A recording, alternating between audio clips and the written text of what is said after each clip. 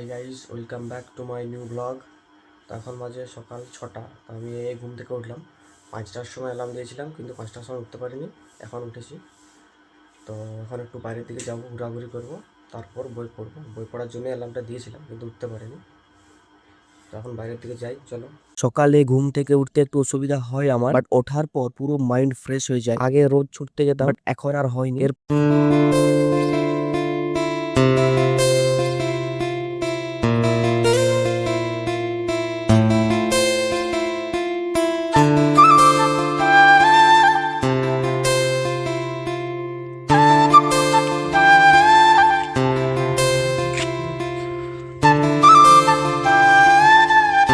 বাড়িতে এসে আমি এখন ব্রাশটা করিনি, আর ওয়েদারটা আজকেও খারাপ। প্রত্যেকদিন সন্ধ্যার দিকে বৃষ্টি হচ্ছে এখন। আর ব্রাশটা করার পর পড়তে বসে একটু পড়ার চাপ ভালোই আছে, ওই জন্য মাঝে মাঝে ভিডিও দিতে পারিনি। মনে হয় 2 থেকে 3 মাস পরেই গ্রুপ ডির এক্সাম হবে। আর তোমরা কে কে গ্রুপ ডির জন্য প্রিপারেশন নিচ্ছ কমেন্টে জানিও। তো আমি আমাদের মাধ্যমিকের পরে সায়েন্স বইগুলোই পড়ছি, আর ম্যাথ রিজনিং এর জন্য আলাদা বই আছে।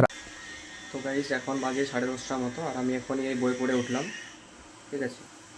আর কালকের থেকে প্রচুর বৃষ্টি, বাইরের দিকে যায়নি এখনো। এখন রোদ উঠছে। আর এই যে এখানেই পড়ি আমি, এই যে আমার টেবিল।